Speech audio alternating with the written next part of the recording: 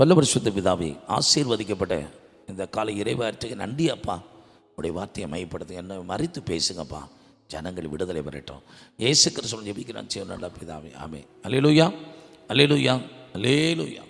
சமாதானமாக இருங்க, சந்தோஷமாக இருங்க, மகிழ்ச்சியாக இருங்க, திருப்தியாக இருங்க. கர்த்தர் நல்லவர் என்பதை ருசித்து பாருங்கள்.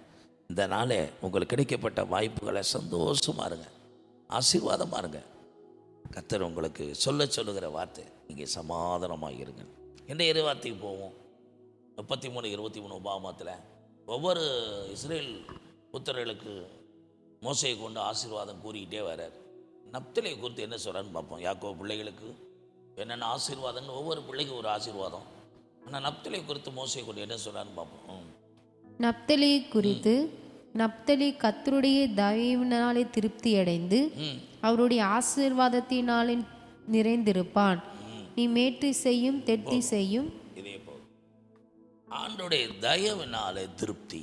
அந்த திருப்தி எப்படி பெற்றுக்கொள்கிறான்? நப்தலி தேவனுடைய தயவினாலே, ஆண்டோட தயவை பெற்றவன் திருப்தியாக இருக்கிறான்.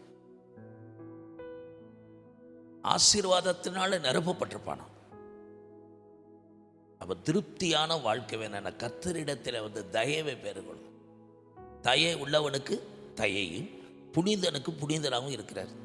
நீங்கள் மற்றவருக்கு தயை பாராட்டினா தேவன் உங்களுக்கு தயை பாராட்டுவார்.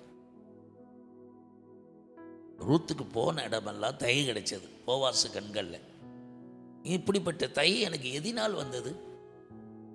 அவதான் சொல்கிறான், மாமியாருக்கு நீ செய்தது, ஜென்ம தேசத்தை விட்டு வந்தது, உன்னை அறியாத ஜனங்களுக்கு தேவனிடத்தில் வந்து விவரமாய் சொல்லப்பட்டது.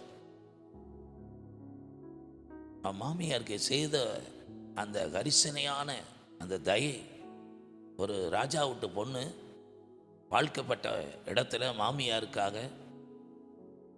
வெயில் அடிக்க, உடம்பெல்லாம் வேர்க்க, தன்னை தாழ்த்தி வயல்வெளியில் கதிர் பொறுக்க வந்தானா அவள் எந்த அளவுக்கு மாமியாருக்கு தயை பாராட்டியிருக்கிறா. அதனால தான் போகிற இடங்களில் அந்த புகுந்த வீட்டின் மகிமையே அவளுக்கு கிடைச்சது. அவளுக்கு ஒரு போவாசிங்கிற ஒரு ராஜா கரம் பிடிக்க காத்திருந்தார். இந்த செய்தியை கேட்குற அன்பான கர்த்தருடைய பிள்ளை, நீங்கள் நம்ம தயை காண்பீங்க. நம்ம இடத்துல வர்றவங்களுக்கு, நம்ம நாடி வர்றவங்களுக்கு தயை உள்ளவங்களாக நடங்க. எந்தெந்த விதத்தில் உங்களுக்கு தயை காண்பிக்க முடியுமோ, பொருளால், உங்களுக்கு ஒரு உதவி செய்கிற மூலமாக, பேச்சு வார்த்தையினாலே, எல்லாவற்றையும் தயவாக பேசுங்க. எரிஞ்சு விழாதீங்க, கடிந்து விழாதீங்க. அவனா அடிபட்டு மிதிபட்டு வந்திருப்பான். யாவது ஒரு அடைக்கலாம் ஆறுதல் கிடைக்குமாண்ணா. நீங்களும் மேற்கொண்டு புண்படுத்தி அனுப்பிடாதீங்க. அவள் சிறுமைப்பட்டது, அவள் வாழ்க்கையில் இழந்த எல்லா நிலைமையில் வந்து அவளுக்கு பரிவானது காத்துறது. காரணம், அந்த இழப்புகளையும் தன் மாமியாரை பரிவான நடத்தியிருக்கிறான். சூழ்நிலை கண்டு, வாழ்க்கை பிடிக்க கண்டு வெக்ஸாகலை, விரக்தி அடையலை.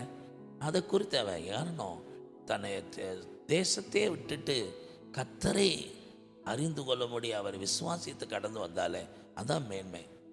அது சொல்கிறான் நகோமி, மரித்தோருக்கு ஜீவனை தயை செய்கிற தேவனாலே அவன் ஆசீர்வதிக்கப்படட்டும். போவாசை ஆசீர்வதிக்கிறான் நகோமி.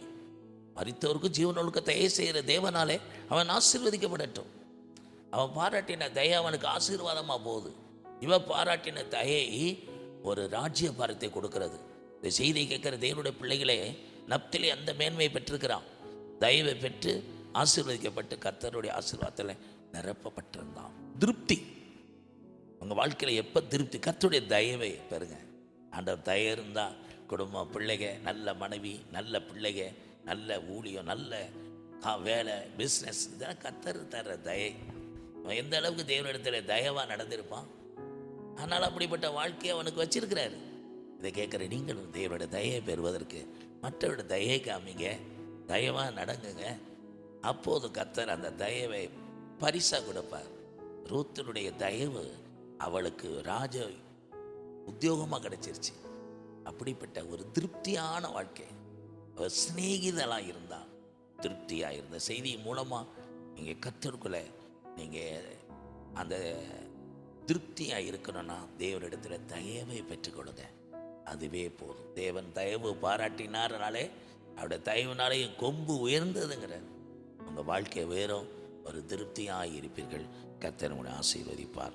இயேசு கிறிஸ்துவின் ஜெபிக்கிறோம் நல்ல பிதாவே, ஆமென்.